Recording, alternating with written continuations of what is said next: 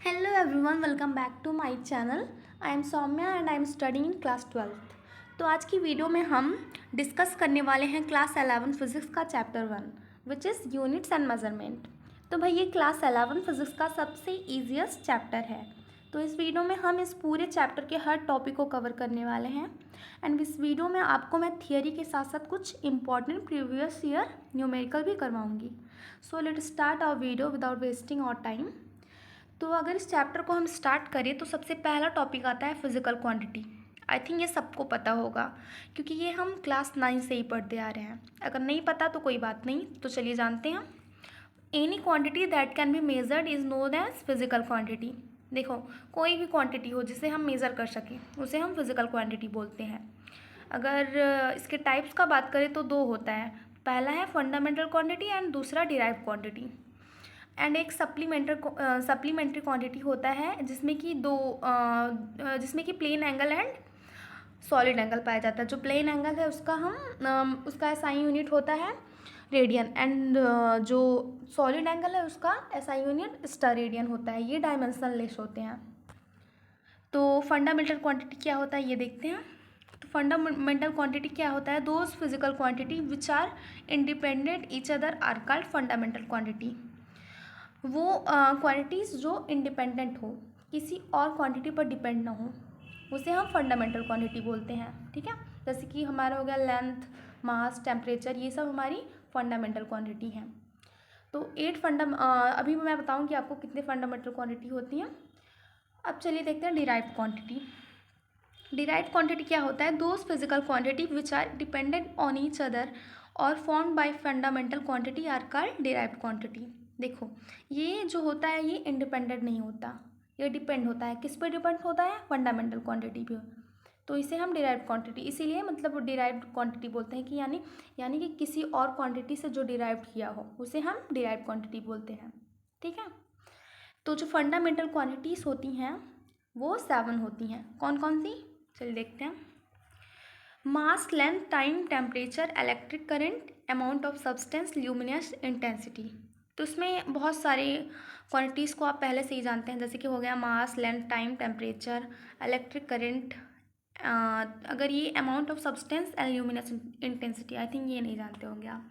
जो मास का यूनिट है वो किलोग्राम है एंड लेंथ का मीटर, टाइम का सेकंड और टेम्परेचर का kelvin, electric current ampere, amount of substance mole and luminous intensity का कैंडेला। और डायमेंशनल सिंबल आपको ये याद करना बहुत ही ज़रूरी है। तो इनका डायमेंशनल सिंबल क्या क्या है?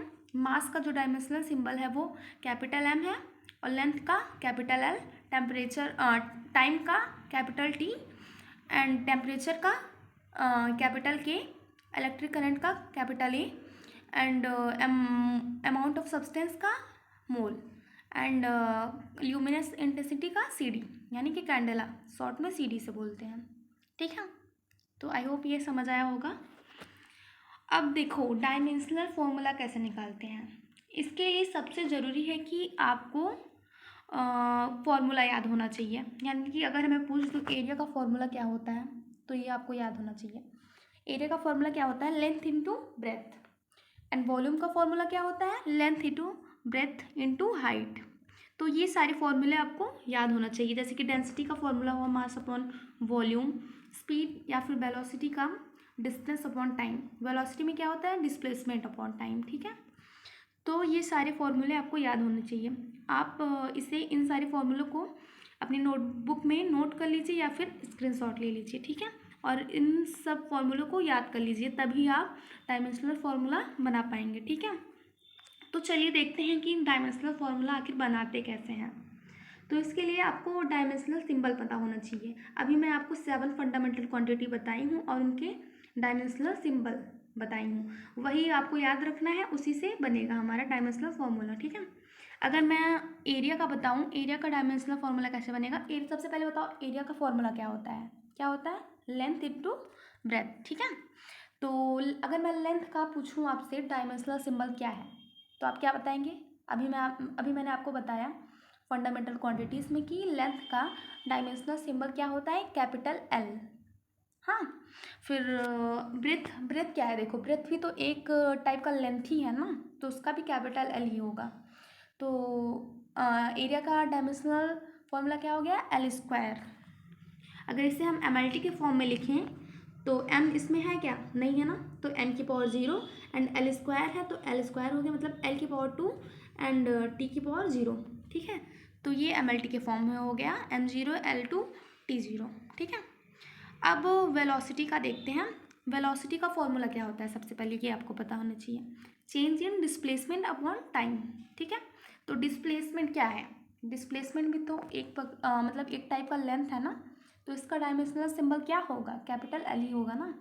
और टाइम का तो मैंने आपको बताया है, फंडामेंटल क्वांटिटी में कैपिटल टी होता है, तो एल बाई टी हो गया। अगर मैं टी को ऊपर ले जाऊं तो क्या हो जाएगा, टी माइनस वन हो जाएगा, टी की पावर माइनस वन, टी की पावर वन है तो ऊपर जाएगा, टी की पावर माइनस वन हो जाएगा। ये तो आपको पता ही होगा, आई थिंक नॉर्मल बात है।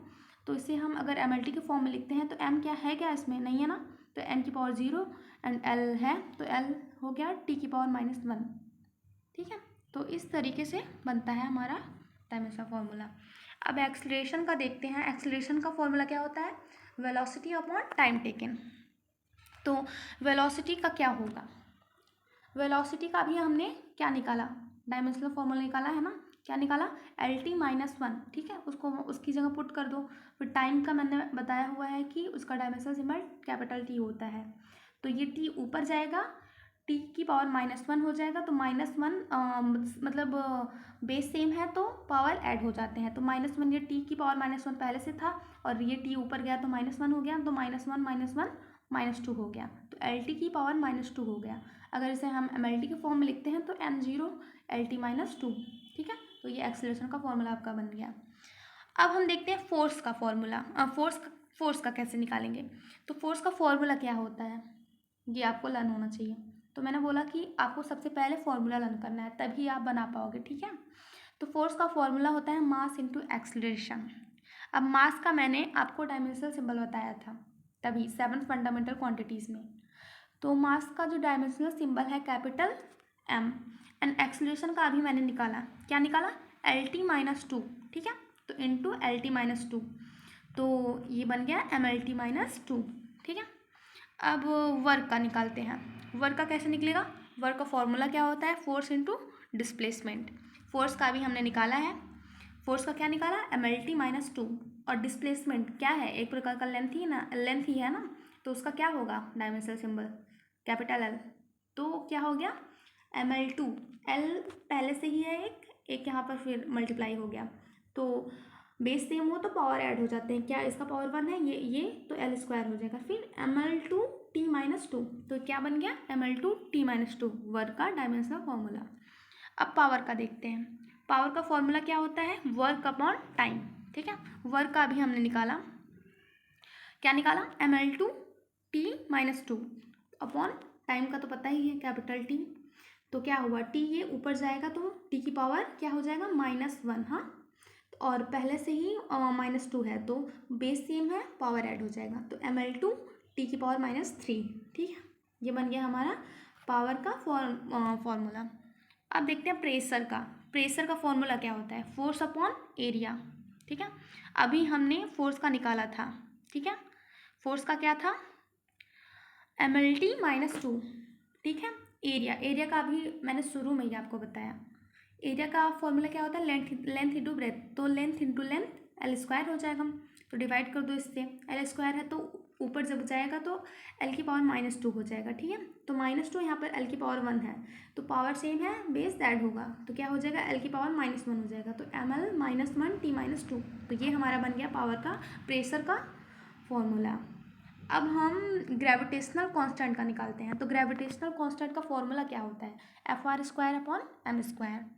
ठीक है, तो एफ का भी मैंने निकाला था, आपको बताया M L T minus two होता है, एंड आर क्या है, रेडियस, एक प्रकार का लेंथ है, तो इसका क्या हो जाएगा एल स्क्वायर हो जाएगा क्योंकि रेडियस का स्क्वायर है। ठीक है, अपॉन मास का स्क्वायर यानी कैपिटल एम का स्क्वायर, तो ये हमारा क्या बन गया, एम स्क्वायर ऊपर जाएगा, एम माइनस टू हो जाएगा, तो ये हमारा बन जाएगा एम माइनस वन एल की पावर थ्री एंड टी की पावर माइनस टू, तो ये हमारा बन गया ग्रेविटेशनल कांस्टेंट का फॉर्मूला।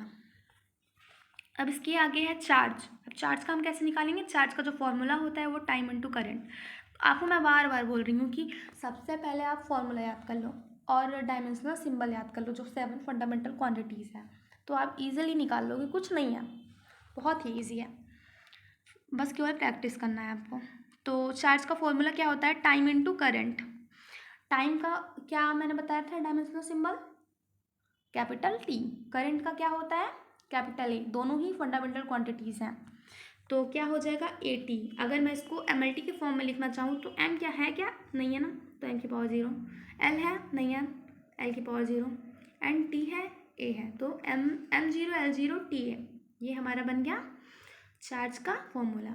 अब मैं वोल्टेज का अगर पूछूँ आपको, तो वोल्टेज का फॉर्मूला क्या होता है? Work upon charge. ठीक है, वर्क का हमने अभी कुछ टाइम पहले निकाला था, क्या था? M L two T minus two, sorry.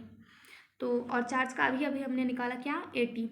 तो इसको हम जब डिवाइड कर देंगे तो आ जाएगा हमारा एम एल टू टी की पावर 3 और टी की पावर -3 ए की पावर -1। ठीक है, क्योंकि ए जब ऊपर जाएगा तो ए की पावर -1 हो जाएगा, एंड टी ऊपर जाएगा तो टी की पावर -1 होगा, एंड टी -2 पहले से ही प्रेजेंट है, तो बेस सेम पावर ऐड, तो -2 -1 -3 हो जाएगा। तो इस तरह से बन गया हमारा वोल्टेज का फॉर्मूला।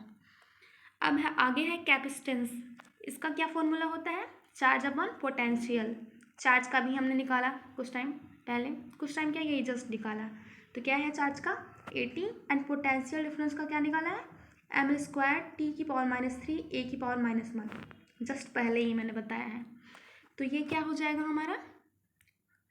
m की पावर -1 l की पावर -2 टी की पावर 4 ए की पावर 2। तो ये हमारा हो गया डायमेंशनल फॉर्मूला किसका? कैपेसिटेंस का। अब रेजिस्टेंस का कैसे निकालेंगे ये आपको बताना होगा, ठीक है, खुद से करना है। पोटेंशियल डिफरेंस का मैंने बताया ही है, करंट का आपको पता ही है, तो उसको डिवाइड करके आप निकाल लीजिए रेजिस्टेंस का डायमेंशनल फॉर्मूला। ये आपको खुद से बताना है, ठीक है, कमेंट में बताना, देखती हूँ किसको किसको समझ आया। अब एक क्वेश्चन बनता है, वो किसके ऊपर? Relation between physical quantity. ये बहुत ही इंपॉर्टेंट क्वेश्चन है, ये हमारे JEE neat and board exam में पक्का ही आता है। मतलब बोर्ड एग्ज़ाम मतलब हमारे स्कूल के एग्ज़ाम में पक्का ही दे देते हैं, क्योंकि ये बहुत ही फेमस क्वेश्चन है। तो क्वेश्चन क्या है? If time period of simple pendulum depend on effective length and acceleration due to gravity, find formula for time period. ठीक है, तो ये इसमें कह रहा है कि अगर टाइम जो सिंपल पेंडुलम का जो टाइम पीरियड है वो किस पे डिपेंड करता है? Length and acceleration due to gravity. तो हमें टाइम पीरियड का डायमेंशनल फॉर्मूला बताना है, तो हम डायमेंशनल फॉर्मूला की मदद से इसका निकाल लेंगे।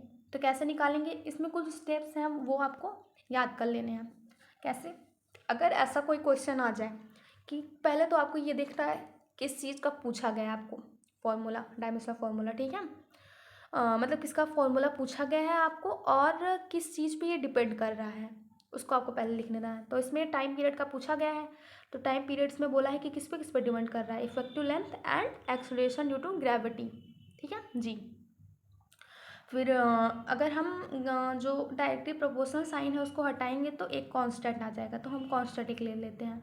और जो ये हमारा जिस पर डिपेंड कर रहा है लेंथ एंड ग्रेविटी, इसका हम पावर ले लेंगे, मान लेंगे कोई कुछ भी पावर, मान लो एक्स वाई भी मान सकते हो, तो मैं मान लेती हूँ एल की पावर ए एंड जी की पावर बी। तो ये बन गया हमारा इक्वेशन फर्स्ट। ठीक है, अब दूसरा स्टेप क्या है? अब इन सब का क्या हमें लिख लेना है? Dimensional formula. अगर टी का हम देखें डायमेंशनल फॉर्मूला क्या होता है? टी होता है इज इक्वल टू, लेंथ का क्या होता है? कैपिटल एल होता है। डायमेंशनल सिंबल मैंने बताया था ना आपको उसमें फंडामेंटल क्वांटिटीज़ में, तो कैपिटल एल लिख लिया, उसका पावर ए हो गया। ठीक है, अगर जी का देखें तो एक्सेलरेशन ड्यू टू ग्रेविटी, एक तरह का ग्रेविटी जो है वो एक्सेलरेशन ही है। ठीक है, तो एक्सेलरेशन का मैंने क्या बताया था आपको डायमेंशनल फॉर्मूला? LT-2। तो ये लिख लिया, उसका पावर क्या मैंने मानी थी? बी। ठीक है, अब इतना हो गया। अब इसके बाद हमें क्या करना है? इसके बाद हम पावर को कंपेयर कर लेंगे। तीसरा स्टेप देखो, पहला स्टेप क्या है?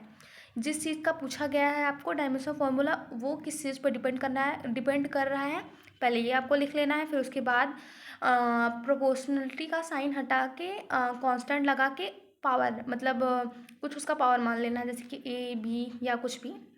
फिर उसके बाद उनका क्या लिखना है, डायमेंशनल फॉर्मूला लिखना है। फिर उसके बाद क्या स्टेप है, कंपेयरिंग पावर, पावर को कंपेयर करना है एमएलटी पावर को, ठीक है। अगर मैं कंपेयर करूँ एम की पावर को तो क्या लिखूँगी, क्या इसमें एम है, नहीं है ना, नहीं, पहले सबसे पहले एल की पावर कंपेयर कर लेते हैं क्योंकि एम तो इसमें है ही नहीं ना तीनों में, तो एल की पावर कंपेयर करते हैं। तो हम देखते हैं टी की साइड एल नहीं है, ठीक है, तो 0 हो जाएगा इज इक्वल टू, यहाँ पर ए है तो इसमें पावर मल्टीप्लाई हो जाएगा, यहाँ पर एल की पावर कितना है 1 है तो 1 इंटू ए हो जाएगा प्लस, फिर इसमें अगर एल को देखें एल की पावर कितना है बी है, एल की पावर 1 है तो 1 इंटू बी क्या बी हो जाएगा, तो A plus B is equal to 0 आ गया, ठीक है। अब अगर हम टी की पावर कंपेयर करें तो इधर टी है क्या, हाँ है, कितना है और इसकी पावर कितनी है 1, पावर का कंपेयर करना है तो 1 हो गया इज इक्वल टू, फिर इधर हम देखें तो एल में कोई पावर नहीं है, यहाँ पर देखें तो एल टी की पावर कितनी है -2 है और इसको हम इसकी पावर पूरी पावर को मैंने क्या माना है बी, तो -2 इंटू बी -2b, तो हम देख रहे हैं -2b इज इक्वल टू 1 आ गया, तो मैं बी की अगर वैल्यू निकालना हो तो b is equal to -2 divide में चला जाएगा तो -1/2 हमारा आ जाएगा b का पावर, ठीक है। अब जो b का वैल्यू आया है उसको हम पुट करते हैं इक्वेशन सेकंड में, जो 0 is equal to a plus B था जो, उसमें हम b की पावर जो b की वैल्यू आई है उसको हम पुट कर देंगे, ठीक है। तो 0 is equal to a minus half हो जाएगा, ठीक है, तो a माइनस हाफ उधर जाएगा 0 के साइड, कितना हो जाएगा प्लस हाफ, तो a इज इक्वल टू 1/2 आ गया। तो a और b की जो वैल्यू है वो हमें पता चल चुकी है। अब क्या करेंगे, इन a और b की वैल्यू को हम इक्वेशन फर्स्ट में पुट कर देंगे, तो चलिए पुट करते हैं। तो क्या हमें मिलेगा, t is equal to constant की कोई पावर होती नहीं, तो l की पावर हाफ, क्योंकि a माना था तो a की वैल्यू क्या आई है हाफ आई है तो हाफ हो गया, एंड g की पावर -हाफ, ठीक है। तो इसको हम लिखें तो t is equal to K, half का मतलब रूट में √L/√G, तो t is equal to constant रहेगा, फिर इस मतलब पूरे को रूट में लिख देंगे √L/G, तो ये हमारा आ गया टाइम का फॉर्मूला। तो इस तरीके से हम डायमेंशनल फॉर्मूला की मदद से किसी भी क्वांटिटीज़ का हम क्या निकाल सकते हैं, फॉर्मूला निकाल सकते हैं इजीली। हम दूसरा क्वेश्चन इसी पे देखते हैं ताकि मतलब आपको अच्छे से आ जाए। दूसरा क्वेश्चन है, force length and time be the fundamental quantity then find the dimension of mass. इसमें क्या किसका डायमेंशन पूछा गया है, मास का, ठीक है। तो मैंने पहला स्टेप क्या आपको बताया था कि जिस चीज़ का पूछा गया है वो किस चीज़ पे डिपेंड कर रहा है, सबसे पहले ये आपको लिखना होगा, पहला स्टेप है हमारा। ये क्वेश्चन जो है वो नीट जेईई में आ चुका है, ठीक है, तो इसको ध्यान से देखिएगा। तो क्या मास किस पे डिपेंड कर रहा है, if force length and time पे, तो सबसे पहले ये मैंने लिख लिया, mass is directly proportional to force length time. अब क्या करना था, डायरेक्टली प्रोपोर्शनल साइन हटा के कांस्टेंट ले लेना है, फिर उसका मतलब पावर एज्यूम कर लेना है, ठीक है। तो f की पावर a मान लेती हूँ मैं, l की पावर b एंड t की पावर c मान लेती हूँ, कुछ भी आप ले सकते हो, x y z कुछ भी मतलब पावर मान सकते हो। तो ये हो गया हमारा इक्वेशन फर्स्ट। अब तीसरा स्टेप मैंने क्या बताया था आपको कि जो क्वांटिटीज़ हैं उनका हमें क्या लिखना है, डायमेंशनल फार्मूला। तो m का मैं डायमेंशनल फार्मूला देखूँ तो क्या है, कैपिटल M है, और फोर्स का mLT-2 पावर, इसकी पावर a हो गई, एंड l का कैपिटल L ही होता है तो l की पावर b हो गया, एंड टाइम का कैपिटल T ही होता है तो t की पावर c हो गया। अब फॉर्मूला लिखने के बाद क्या करना था, चौथा स्टेप है हमारा कंपेयरिंग पावर, पावर को कंपेयर करना है, mLT पावर को कंपेयर करना है। तो इसमें m है क्या, हाँ, तो सबसे पहले चलिए m की पावर हम कंपेयर करते हैं। अगर हम m को देखें तो इधर साइड कितना है, m की पावर कितनी है 1 है, ठीक है, तो 1 इज इक्वल टू, अगर इसमें देखें m जो है वो m की पावर 1 है तो 1 इंटू a क्या हो जाएगा a, और इसमें ना ही इसमें है m ना ही इसमें, तो a इज इक्वल टू 1। तो सबसे पहले हमें तो a का पता चल गया, a की वैल्यू क्या है 1। अब l की पावर कंपेयर करते हैं, l की पावर कंपेयर करेंगे तो इधर क्या l है नहीं है ना, तो 0 हो गया इज इक्वल टू, इधर l कितना है, l की पावर 1 है तो 1 इंटू a हो गया, a हो गया। फिर इसके बाद इसमें l है क्या, हाँ, l की पावर कितनी है 1 into b a plus b हो गया, ठीक है। तो a plus b is equal to 0, तो अभी मैंने a की वैल्यू निकाली थी क्या ए की वैल्यू क्या आई थी 1, तो ए की जगह हम 1 को पुट कर देंगे तो क्या बी इज इक्वल टू क्या आ जाएगा हमारा -1। जब 1 को हम 0 के साइड शिफ्ट करेंगे तो बी की वैल्यू हमारी आ जाएगी -1। अब बी की पावर भी कंपेयर एल की पावर कंपेयर हो गई तो बी की वैल्यू आ गई। अब चलिए हम टी की पावर कंपेयर करते हैं। तो क्या इधर साइड हम देखें लेफ्ट हैंड साइड क्या टी है, नहीं है ना, तो हम क्या करेंगे, एक मिनट रुकिए, हाँ यहाँ है ना, तो क्या इधर टी है, नहीं है ना, तो हम क्या करेंगे 0 लिख देंगे वहाँ 0। अगर इसमें देखें तो टी की पावर कितना है -2 है, -2 इंटू ए -2a प्लस इसमें टी है क्या, नहीं है, तो यहाँ पर टी है, तो टी की पावर कितनी है 1 इंटू सी, तो 0 is equal to -2a plus C, और ए की वैल्यू मैंने शुरू में ही निकाला था तो क्या आया था 1 आया था, तो -2 into 1 plus C is equal to 0, तो क्या आ जाएगा हमारा सी इज इक्वल टू 2। अब हमें ए बी सी तीनों की वैल्यू पता चल गई है, तो इसके बाद क्या करना है, हमें उन तीनों की वैल्यूज़ को हम इक्वेशन फर्स्ट में पुट कर देंगे। ठीक है, तो चलिए पुट करते हैं।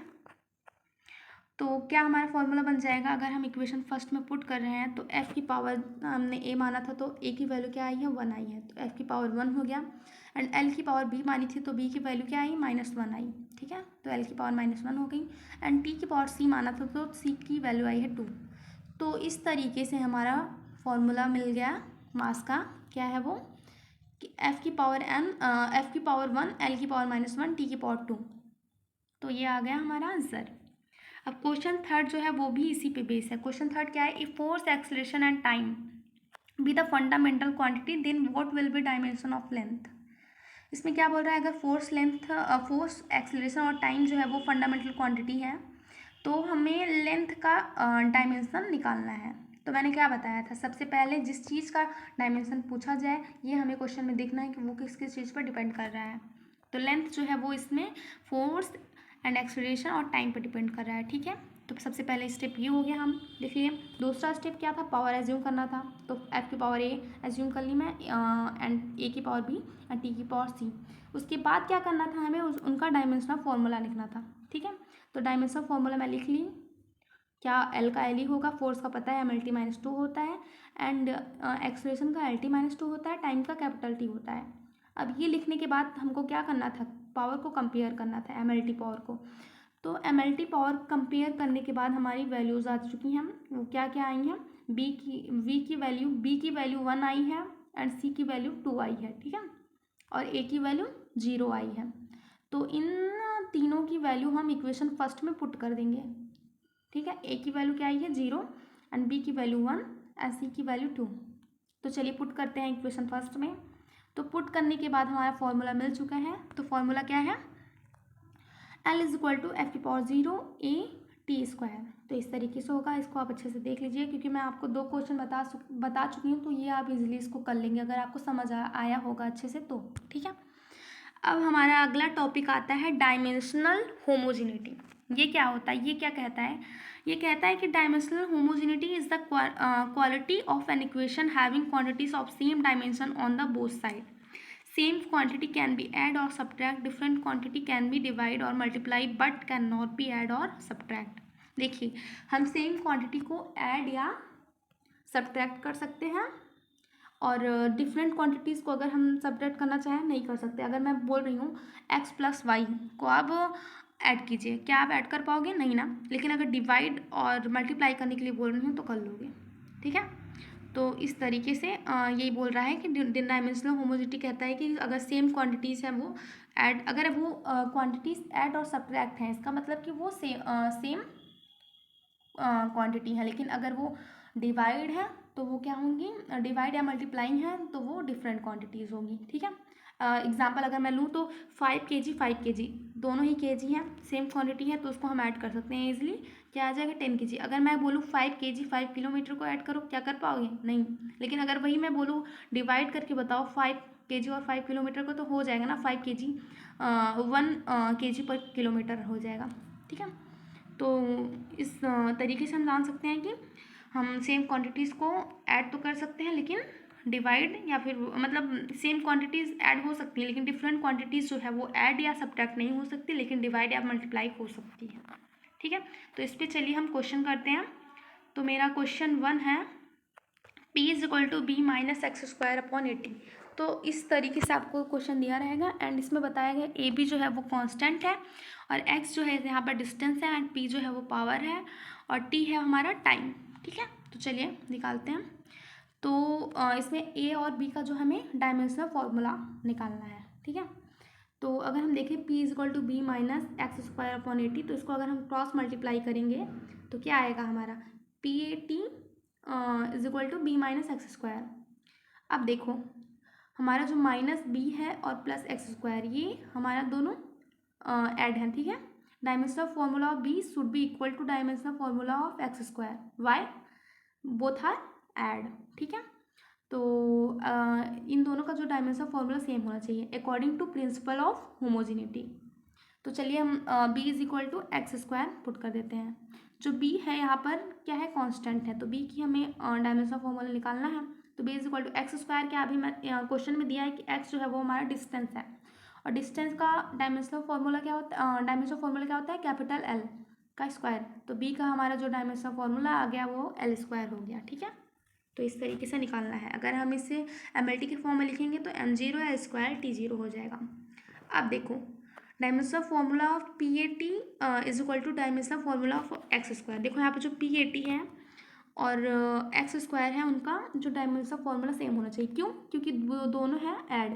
ठीक है, इसलिए according to principle of homogeneity. ठीक है, तो ये इनका जो डायमेंशनल फार्मूला है वो इक्वल होगा। तो चलिए देखते हैं। तो P A T is equal to X square हो जाएगा और इसमें जो ए टी ए क्या है एक्सेलरेशन है टी एन टी टाइम है। ठीक है, नहीं सॉरी पी जो है वो पावर है एंड टी टाइम है। यहाँ पर जो हमारा ए है उसका हमें डायमेंशनल फार्मूला निकालना है। तो चलिए देखते हैं। पी जो है वो पावर है, पावर का क्या होता है dimensional formula M L square T minus 3। ठीक है, और टाइम का टी होता है, ए का हमें निकालना है और एक्स जो है वो डिस्टेंस है, वो क्वेश्चन में गिवन है, तो इसका एल स्क्वायर हो जाएगा। तो ए इज इक्वल टू ये डिवाइड में आ जाएगा L square upon M L square T minus 2। तो हमारा डायमेंशनल फार्मूला निकल के आ जाएगा M minus 1 L 0 T minus 2। ठीक है, तो इस तरीके से इसका भी निकल गया। अब क्वेश्चन 2 है, इसी पे बेसा सेम है। अगर आप चाहोगे, अगर आपको समझ आया होगा इसका पहले का, तो आप इजीली इसको कर लोगे। बस कुछ नहीं करना है, बस जो ऐड है मतलब उनका डायमेंशनल फार्मूला सेम है, बस उसी से निकाल लेना है। अब इसमें जो क्वेश्चन कह रहा है P plus A upon V square into V minus B is equal to R T. इसमें पी जो है वो प्रेशर है एंड जो ए बी है वो कांस्टेंट है, टी एंड टेम्परेचर, वी है वॉल्यूम है। तो इसमें ए बी का जो हमारा डायमेंशनल फार्मूला निकालना है। ठीक है, तो इसमें अगर हम देखें तो dimensional formula of V is equal to dimensional formula of B. क्यों?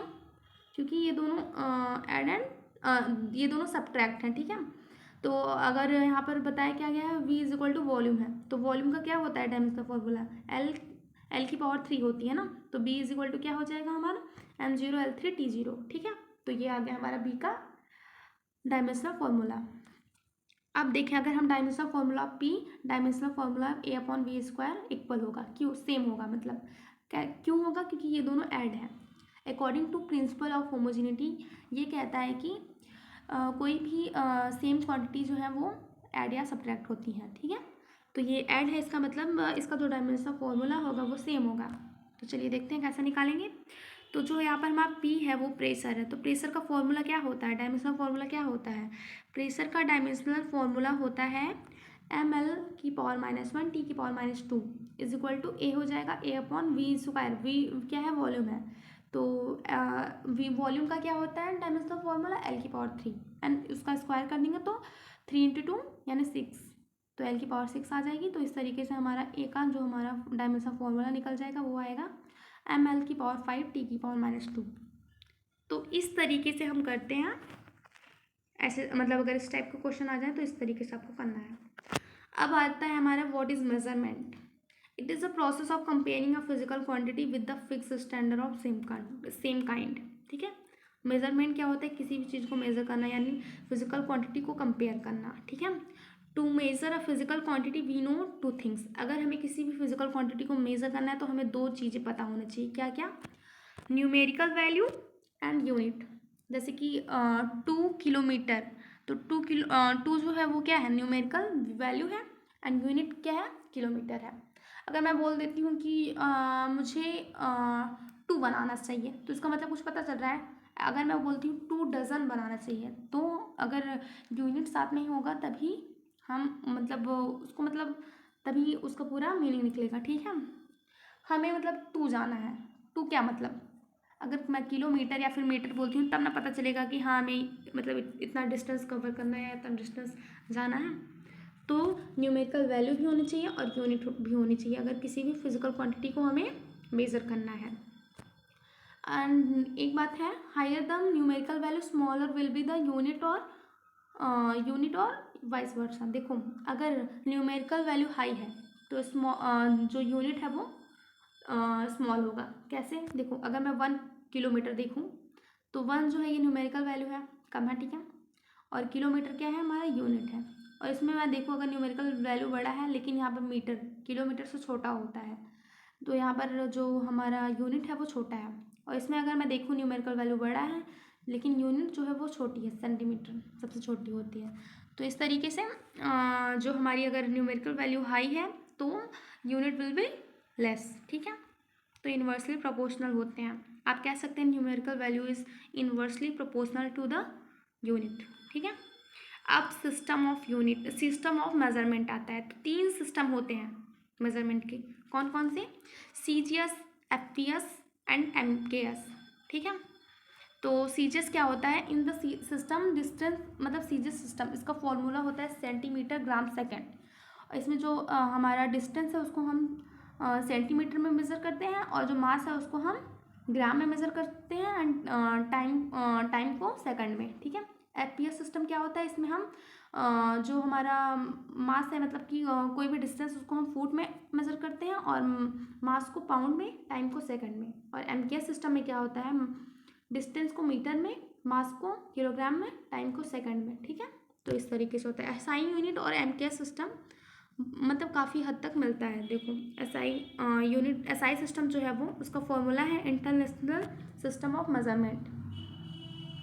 इंटरनेशनल सिस्टम इसका फॉर्मूला है, और ये अब पूरे वर्ल्ड में मतलब यही चलता है, SI यूनिट वाला सिस्टम चलता है। क्योंकि अगर इन तीनों को हम फॉलो करते तो हर जगह अलग अलग सिस्टम होता, तो ये ठीक नहीं पड़ता। तो SI सिस्टम जो है वो पूरे वर्ल्ड के लिए है।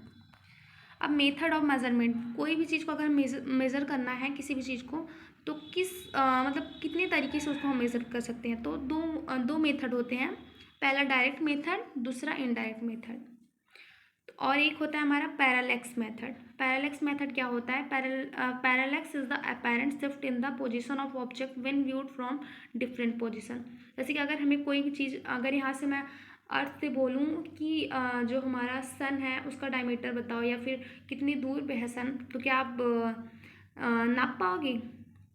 क्या आप स्केल से नापोगे? नहीं ना। तो क्या करोगे?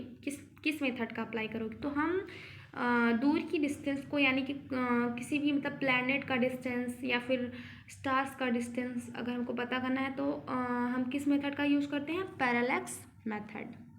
तो इसमें क्या होता है कि देखो, इसका फॉर्मूला जो होता है, angle is equal to arc upon radius. Angle आपको अगर एंगल दिया है तो आर्क अपॉन रेडियस, मतलब एंगल दिया है तो आपको रेडियस पूछ देगा, आर्क दिया है तो आपको फिर एंगल पूछ देगा, मतलब यही फॉर्मूला होता है। और इसमें जो एंगल है हमेशा वो हमें किस में लेना है? रेडियन में हमेशा। Angle always take in radian. अगर मैं देखूँ ये अर्थ है, उसका ये डायमीटर है, ठीक है, डायमीटर ऑफ अर्थ। और ऊपर जो है वो हमारा सपोज करो कोई प्लैनेट है, ठीक है। अगर मैं उसका डिस्टेंस पूछूँ तो कैसे निकालोगे आप?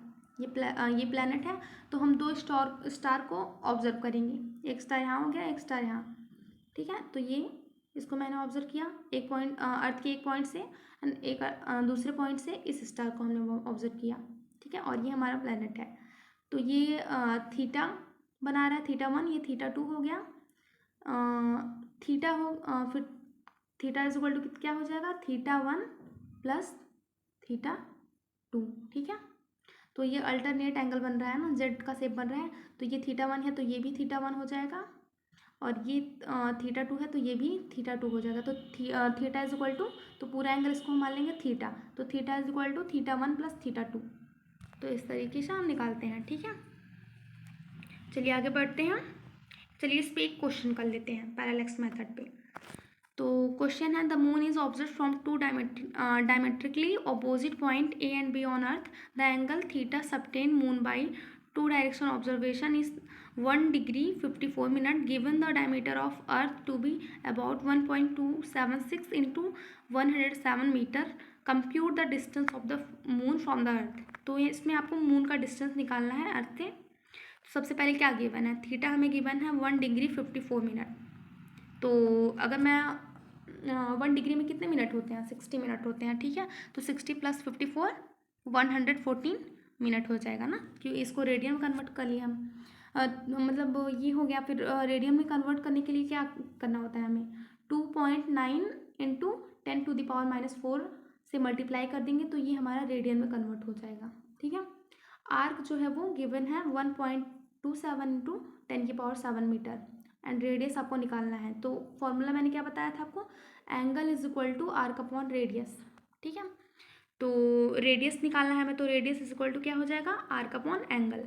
तो इस तरीके से वन आर्क तो हमें पता ही है क्या है, 1.276 इंटू 10⁻7, एंड जो हमारा एंगल है वो क्या है 140 इंटू 2.9 इंटू 10⁻⁻4। तो इसको कैलकुलेट करने के बाद आपका आंसर आ जाएगा 3.84 इंटू 10⁸ मीटर। ये हमारा एनसीईआरटी का क्वेश्चन है, ठीक है। अब जो अगला टॉपिक है वो है सिग्निफिकेंट फिगर। सिग्निफिकेंट फिगर क्या होता है, इसमें कई रूल्स होते हैं, तो चलिए इनके रूल्स को देखते हैं। सिग्निफिकेंट फिगर मतलब कि मीनिंगफुल डिजिट। तो पहला रूल है, all the non zero digit are significant, यानी कि सभी जो नॉन जीरो डिजिट होती हैं, मतलब कि जैसे कि 1 2 3 4 5 ये सब सभी सिग्निफिकेंट होती हैं। एंड दूसरा है, all the zeros between two non zero digit are significant no matter where the decimal point is if at all. मतलब अगर दो नॉन जीरो डिजिट के बीच में अगर जीरो आ रहा है तो वो सिग्निफिकेंट में काउंट किया जाएगा। जैसे कि अगर मैं बोल दूँ 2.01, एक मिनट, क्या बोली मैंने, 2.01, ठीक है। तो अगर मैं पूछूँ इसमें कितने सिग्निफिकेंट फिगर हैं, तो आप बताएंगे 2.01, 3 सिग्निफिकेंट फिगर है। जीरो को भी इसमें आप ऐड करोगे, क्यों, क्योंकि जीरो जो है वो दो नॉन जीरो डिजिट के बीच में है। अब तीसरा है, if the number is less than 1 the zeros on the right of decimal point but to the left of the first non zero digit are not significant. देखिए, अगर मैं डेसिमल के पहले वाला जो जीरो आते हैं वो सिग्निफिकेंट नहीं होते, ठीक है, लेकिन अगर डेसिमल के बाद जो जीरो आते हैं वो सिग्निफिकेंट में काउंट होते हैं, ठीक है। अगर मैं एग्जांपल लूँ 0.002308, तो ये जो जीरो हैं वो काउंट नहीं होंगी। The terminal or trailing zeros in number without a decimal point are not significant, ठीक है। और अगर 123 मीटर है तो उसका क्या होगा, 100 सेंटीमीटर। अगर मैं बोलूँ जो नॉन ज़ीरो डिजिट होती हैं वो उनके पास कितने सिग्निफिकेंट फिगर होते हैं, infinite number of significant figure होते हैं, ठीक है, क्योंकि कितना भी जीरो आप बगल में लगाते जाओगे, ठीक है। अब दूसरा जो टॉपिक आता है हमारा ऑर्डर ऑफ मैग्नीट्यूड। इसमें क्या होता है, the power of 10 is called order of magnitude. किसी भी जिसको अगर 10 की पावर के फॉर्म में आप लिखते हो तो उसे हम ऑर्डर ऑफ मैग्नीट्यूड बोलेंगे। इसमें क्या होता है, डेसिमल मूविंग लेफ्ट। अगर डेसिमल लेफ्ट की तरफ मूव कर रहा है तो पावर जो है वो पॉजिटिव होगा, ठीक है। जैसे कि अगर मैं ले लूँ 2500, अगर मैं इस यहाँ पर डेसिमल है, इसको मैं लेफ्ट की तरफ मूव कर रही हूँ, यहाँ पर यहाँ तक ले आ रही हूँ, तो ये 2.5 की पावर 1 2 3 4 इंटू 10 की पावर 4 हो जाएगा, ठीक है। तो इसका मतलब कि अगर मैं लेफ़्ट की तरफ ले जा रही हूँ जीरो को, तो डेसिमल को अगर मैं लेफ़्ट की तरफ मूव कर रही हूँ तो जो पावर होगा हमारा वो पॉजिटिव होगा, लेकिन अगर मैं राइट की तरफ मूव कर रही हूँ तो पावर जो है वो नेगेटिव होगा। फर्स्ट डिजिट रूल देखो, अगर मैं 1 2 3 4 है तो जो डेसिमल है वो उसके बाद आएगा, मतलब इन डिजिट के बाद आएगा। लेकिन अगर 5 6 7 8 9 है तो इसमें डेसिमल जो है वो इसके पहले आएगा, ठीक है। तो ये रूल होता है हमारा ऑर्डर ऑफ मैग्नीट्यूड का। अब आता है हमारा difference between accuracy and precision. Accuracy और प्रिसीजन में डिफरेंस क्या होता है? देखो, accuracy in measurement is the degree of closeness of measured value from actual value. जैसे कि अगर मैं कोई भी एक्सपेरिमेंट परफॉर्म कर रही हूँ तो उसमें एक राउंड तो हम लेंगे नहीं, कई बार उसको हम लेंगे, तो उनके बीच में मतलब कितनी क्लोजनेस है, कितनी डिग्री ऑफ क्लोजनेस है, ठीक है, तो उसे हम बोलते हैं एक्यूरेसी। और प्रिसीजन क्या होता है? Precision refers to the limit of resolution of measured quantity. Also, if we repeat a particular measurement for several times, then precision refers to the closeness of set of values of obtained. Sorry, मैंने गलत बता दिया। देखो, accuracy क्या होता है? Accuracy जो है वो जो मतलब जो मेजरमेंट आ रहा है वो कितना ट्रू वैल्यू से कितना क्लोज है, उसे हम उतना एक्यूरेट बोलेंगे। और प्रिसीजन क्या होता है? हम किसी भी किसी भी चीज़ को हम कई बार परफॉर्म कर रहे हैं, मतलब तो उसमें जितना हम परफॉर्म किए हैं उनके बीच में कितनी क्लोजनेस है उसे हम कहेंगे प्रिसाइज है, ठीक है, प्रिसीजन। अब आता है हमारा दूसरा topic, error in measurement. Error in measurement is equal to the difference between the true value and the measure value of quantity, ठीक है। टाइप्स ऑफ एरर, एरर के कई टाइप्स होते हैं, जैसे कि लिस्ट, कोई भी आप काम करो उसमें एरर ना आए ये हो नहीं सकता, कुछ ना कुछ एरर आएगा। 0.1 का ही आएगा लेकिन आएगा, 0.0001 का आएगा लेकिन आएगा। कोई भी काम कंप्लीट तरीके से सही नहीं होता, उसमें कुछ ना कुछ एरर आता ही है। कोई भी आप कैलकुलेशन करो वो पूरी तरह से सही नहीं होता, उसमें कुछ ना कुछ एरर आता ही है। तो यही है, एरर हमको पढ़ना है। तो एरर के कितने टाइप्स होते हैं? लीस्ट काउंट, इसमें अगर पहला हम देखें तो least count error. Least count error क्या होता है? It occurs due to resolution of instrument की रिजोल्यूशन की वजह से ये होता है। दूसरा है इंस्ट्रूमेंटल एरर। ये क्या होता है? The error occur due to defect in measuring instrument, for example zero error. देखो, ये होता है क्यों? अगर कोई भी इंस्ट्रूमेंट में डिफेक्ट है तो इसकी वजह से जो एरर होता है उसे हम इंस्ट्रूमेंटल एरर बोलते हैं। ग्रॉस एरर क्या होता है? It occur due to carelessness of observer, ठीक है। और एब्सोल्यूट एरर क्या होता है? Random error can be minimized by repeating experiment many times and their average value is taken as true value, ठीक है। ये एब्सोल्यूट एरर होता है। देखो, एब्सोल्यूट एरर जो है वो उसको हम कैसे निकालते हैं? तो उसको हम निकालेंगे, उसका मतलब कोई जितना तुमको एरर दिया गया है उसका क्या निकाल लेना है? मीन। तो उसे ही हम बोलते हैं मीन और एब्सोल्यूट एरर। और रिलेटिव एरर कैसे निकलता है? जो एब्सोल्यूट एरर आया है हमारा उसको ट्रू वैल्यू से डिवाइड कर दें। और परसेंटेज एरर कैसे निकलता है? Absolute error upon true value into 100, यानी जो रिलेटिव एरर आया है उसको 100 से अगर आप मल्टीप्लाई कर देते हो तो वो हमारा परसेंटेज एरर आ जाएगा, ठीक है। चलिए इस पर एक क्वेश्चन करते हैं, तब अच्छे से आपको समझ में आएगा, ठीक है।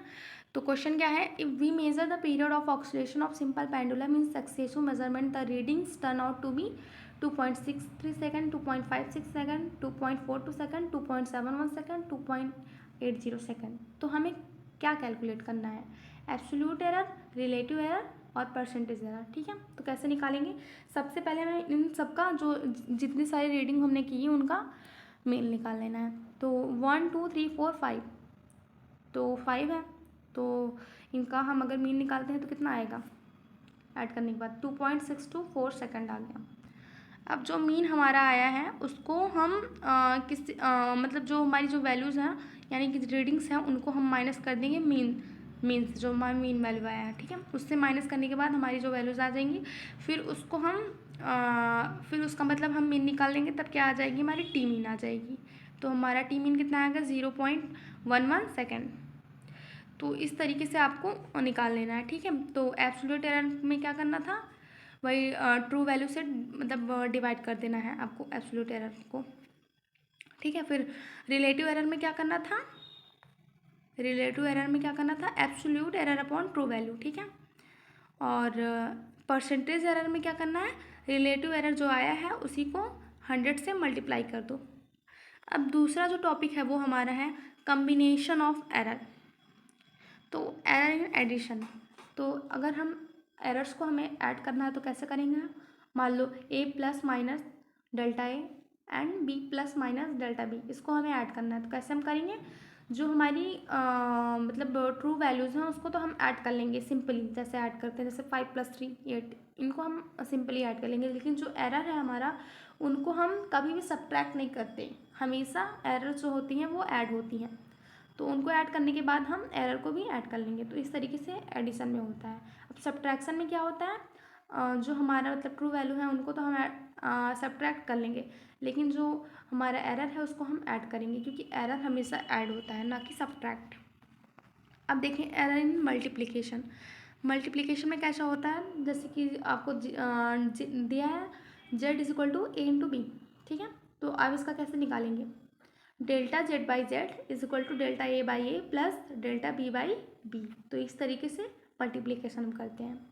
और एरर इन डिवीज़न, एरर का डिवीज़न कैसे करते हैं, delta z/z = delta a/a plus delta b/b। अब पावर में कैसे होता है, पावर में देखो, अगर हमें कोई गिवन है z = a⁴n, ठीक है, तो कैसा उसका हम निकालेंगे, डेल्टा z/z, जो पावर है वो मल्टीप्लाई में आ जाएगी n इंटू डेल्टा a/a, ठीक है। तो इस तरीके से हम निकालेंगे। अब एग्जाम्पल है a³, इसका आपको निकालना है एरर इन पावर।